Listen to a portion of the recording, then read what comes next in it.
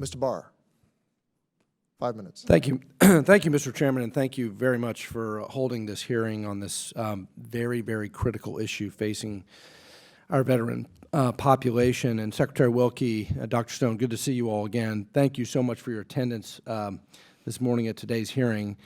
I want to thank General Bergman for his service to this country and for his leadership with the IMPROVE Act. I'm proud to co-sponsor it, General, and I thank you for your leadership on this. I'm very heartened that there is bipartisan support for this bill, and it deserves bipartisan support. I hope that this innovative approach of engaging the VA's community partners to fight this heartbreaking epidemic will ultimately succeed. I'm confident it will, and I'm confident that we will come together in a bipartisan way to address this issue. I want to personally thank you, Mr. Secretary, for your active engagement on this. And not only do I not think it's not only is it not inappropriate for you to be actively soliciting support for this endeavor from members of Congress on both sides of the aisle, I would respectfully submit that this is your job. It's your job to do it. And I thank you for doing your job in soliciting support for an effort like this. And to the extent we need to work out and iron out some differences, I think we can do it. And I know the chairman is committed to that. And I thank the chairman for his interest in that. And I thank the chairman also for his desire to create accountability. And maybe that's what is animating this hub concept, and I think we can get there. As you all know, and Dr. Stone, you and I have talked about this quite a bit, I have asked you about equine-assisted therapy. It is a major priority for me and veterans in my district.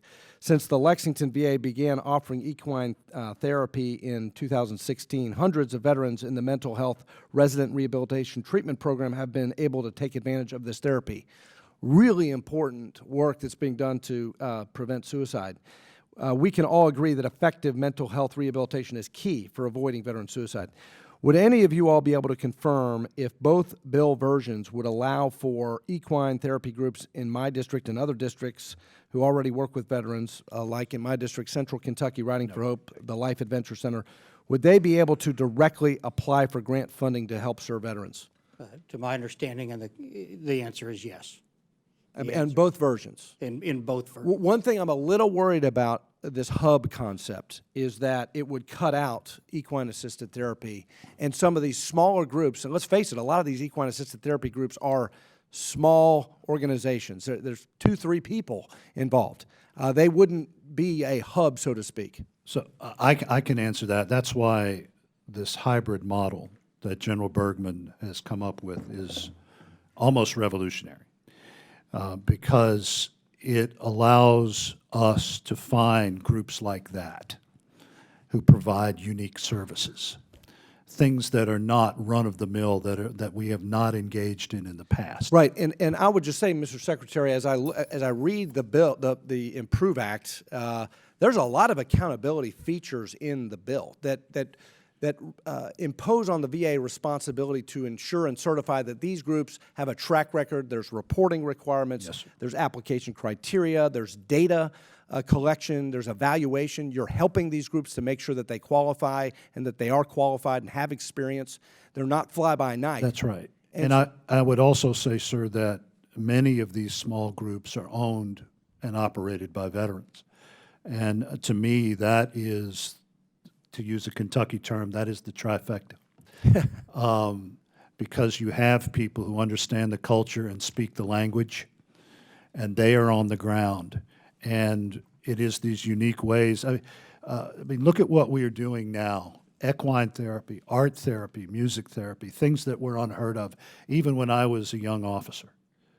I'm an older officer now. And these things are now accepted. Dr. Stone, final question. If this bill were to become law, we already have an adaptive sports grant program. Can you explain how the IMPROVE Act grants would interact with the existing ASG grant programs? I think you have to recognize the fact that these grants are to bring people that are not participating into the system. And once you begin to bring them into the system, then the adaptive sports pieces can kick in right away. And when we go to various adaptive sports events, over and over again, we hear from veterans, I was isolated, I was alone.